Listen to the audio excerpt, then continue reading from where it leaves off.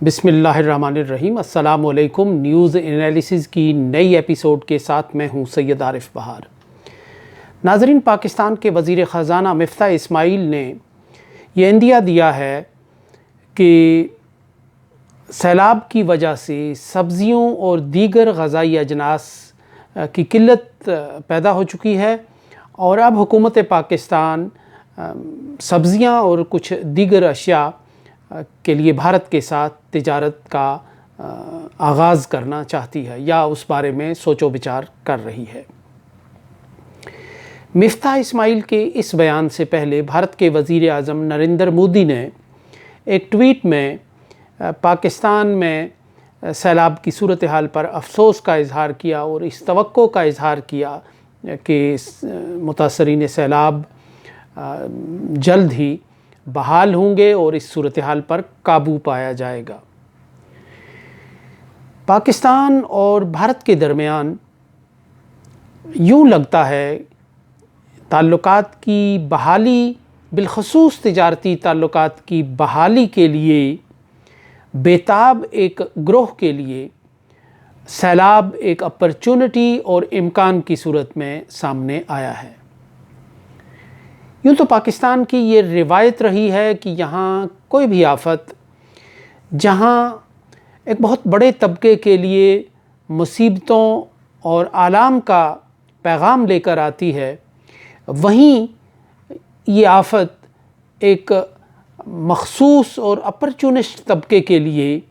موقع اور امکان کی شکل اختیار کرتی ہے۔ اس بار بھی یوں لگتا ہے کہ سیلاب کی اس آفت اور اس کے نتیجے میں پیدا ہونے والے مسائل کے نام پر اب ایک ایسا طبقہ جو ہمیشہ سے بھارت کے ساتھ تجارت ختم کرنے اور پابندیاں لگانے پر چین بجھبی نظر آتا تھا، اب اس موقع سے فائدہ اٹھا کر وہ بھارت کے ساتھ تجارت کی مکمل بحالی چاہتا ہے۔ پاکستان نے 5 اگست 2019 کو بھارت کی طرف سے کشمیر کا سٹیٹس یک طرفہ طور پر تبدیل کرنے کے فیصلے کے خلاف رد عمل کے طور پر بھارت کے ساتھ نہ صرف سفارتی، سیاسی بلکہ تجارتی تعلقات بھی یکسر ختم کر دیے تھے،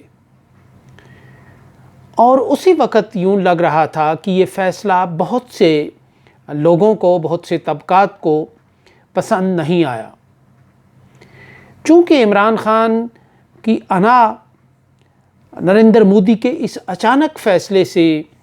زخمی ہو کر رہ گئی تھی، اس لیے وہ بڑے پرعزم تھے اس معاملے پر کہ بھارت کے ساتھ اس وقت تک تعلقات دوبارہ بحال نہیں کیے جائیں گے جب تک کہ وہ 5 اگست 2019 کا فیصلہ ریورس نہیں کرتا۔ لیکن بھارت نے نہ تو اپنا فیصلہ ریورس کیا اور نہ ہی پاکستان نے اس وقت کوئی اپنے فیصلے پر، یعنی تجارت کی مکمل خاتمے یا تجارت کی مکمل بندش کے میں کوئی جزوی فیصلے میں کوئی جزوی تبدیلی لانے کا راستہ اختیار کیا۔ لیکن پاکستان میں حکومت کی تبدیلی کے فوراً بعد یہ اشارے ملنا شروع ہو گئے تھے کہ پاکستان کی نئی حکومت بھارت کے ساتھ تعلقات کے فیصلے پر نظر ثانی کرنا چاہتی ہے، یعنی ترک تعلقات کی پالیسی کو وہ تجدید تعلقات میں بدلنا چاہتی ہے، اور اس کے لیے کچھ عالمی دباؤ بھی موجود تھا۔ ابھی عمران حکومت اور ہیئت مقتدرہ کے درمیان، یعنی جو ایک صفحے کی بات کی جا رہی تھی، اس میں ایک دراڑ سی پیدا ہو چکی تھی کہ پاکستان کے ایک معروف صنعت کار میاں منشا نے لاہور چیمبر آف کامرس میں بھارت کے ساتھ تجارت کی وکالت کھلے بندوں شروع کر دی تھی۔ اس سے پہلے ایک وزیر رزاق داؤد بھی دبے لفظوں میں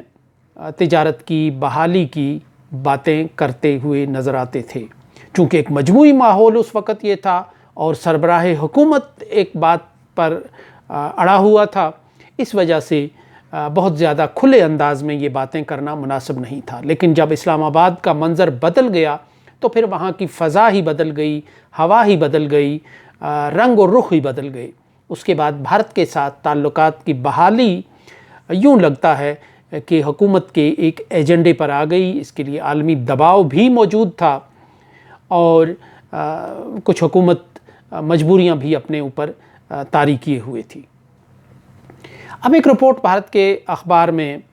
یہ آئی ہے کہ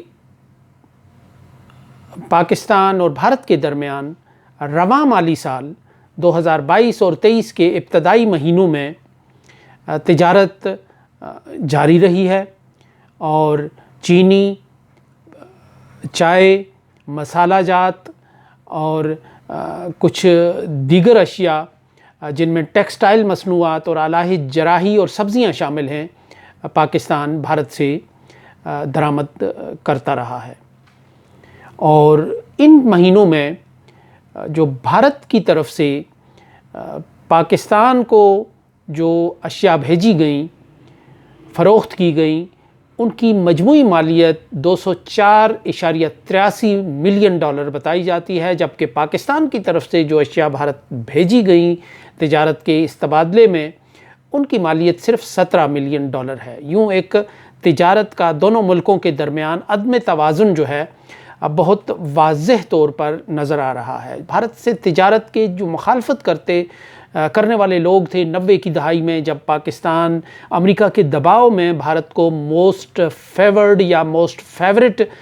نیشن قرار دینے پر مجبور ہو رہا تھا، تو پاکستان میں ایک شدید احتجاج اس وقت شروع ہو گیا تھا، اور ان کی ایک پہلی دلیل جو ہے وہ یہی ہوتی تھی کہ پاکستان اور بھارت کے درمیان تجارت کا ایک عدم توازن رہے گا اور یک طرفہ طور پر پاکستان بھارت کے مال کی منڈی بن کر رہ جائے گا، جبکہ پاکستان کے پاس نہ تو اس وقت کوئی بھارت کو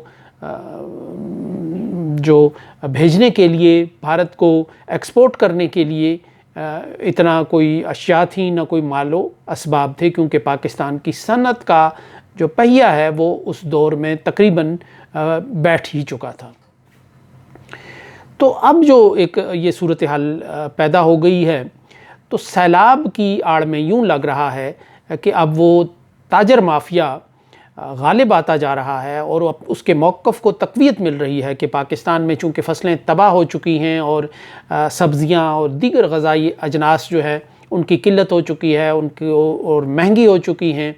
اور کہیں دور سے منگوانے کی صورت میں ان کی لاگت زیادہ پڑ سکتی ہے، تو اس لیے بھارت کے ساتھ تجارت کی جانی چاہیے۔ لیکن بھارت کے ایک معاشی ماہر نے یہ کہا ہے کہ پاکستان صرف زلزلے سیلاب کی حد تک ہی یہ جو تجارت ہے وہ محدود نہ رکھے، بلکہ اس فہرست میں مزید اشیاء کو شامل کرے اور بھارت کے ساتھ مکمل طور پر تجارت کی بحالی کی راہ پر چلنا شروع کرے۔ تو یہ وہ صورتحال ہے کہ جو اب پیدا ہو چکی ہے، اور جس میں بھارت نے تو 5 اگست 2019 کا فیصلہ ریورس نہیں کیا، لیکن یوں لگتا ہے کہ پاکستان یک طرفہ طور پر 5 اگست 2019 کے رد عمل میں عمران حکومت کا کیا جانے والا فیصلہ ریورس کرنے کے ہیلے اور بہانے تلاش اور تراش رہی ہے، اور سیلاب کی جو صورتحال ہے اس نے اس سمت میں مزید آگے بڑھنے کی ہلہ دی ہے، کے لیے امکانات پیدا کیے ہیں، کے لیے ایک سہولت پیدا کی ہے حکومت کے لیے کہ وہ اس راہ میں مزید پر اعتماد ہو کر آگے بڑھے۔ لیکن اب دیکھنا یہ ہے کہ بھارت کے ساتھ پاکستان کی تجارت اگر مکمل بحال ہوتی ہے اور کشمیر پر کوئی ریلیف نہیں ملتا، کشمیر پر کوئی رعایت نہیں ملتی، تو پھر کیا صورتحال پیدا ہوگی، کشمیر کے لوگوں کو اس سے کیا پیغام ملے گا، اور یہ کہ اس دور میں 5 اگست کے بعد جو موجودہ حکمران ہیں اس وقت اپوزیشن میں تھے، انہوں نے اس وقت کی حکومت پر کشمیر نریندر مودی کو فروخت کرنے کا الزام لگایا تھا۔ تو اب یہ سوال پیدا ہوتا ہے کہ اگر نریندر مودی کو کشمیر اس وقت فروخت کیا تھا حکومت نے، تو اب کیا اس تجارتی مال کے ساتھ کیا کشمیر بھی واپس آئے گا؟ کیا کشمیر بھی کسی ٹرک پر واپس آئے گا پاکستان کی طرف جسے گزشتہ حکومت نے بیچا تھا، تو یہ سوال ابھی تشنا طلب ہے، اور یہ سوال بھی اپنی جگہ موجود ہے کہ محبتوں، تجارتوں اور سفارتوں کے اس نئے دور میں مسئلہ کشمیر کہاں ہوگا، اور اس مسئلے پر پاکستان کی پوزیشن کیا ہوگی، اور بھارت سے پاکستان کیا کوئی رعایت حاصل کر سکے گا یا نہیں۔ ان سوالات کا جواب آنے والے وقت میں ملتا چلا جائے گا، اور اسی سے اندازہ ہوگا کہ پاکستان اور بھارت کے تعلقات کے ساتھ ساتھ مسئلہ کشمیر کا جو اونٹ ہے وہ کس کروٹ بیٹھتا ہے۔ اس کے ساتھ ہی اجازت دیجیے، اللہ نگہبان۔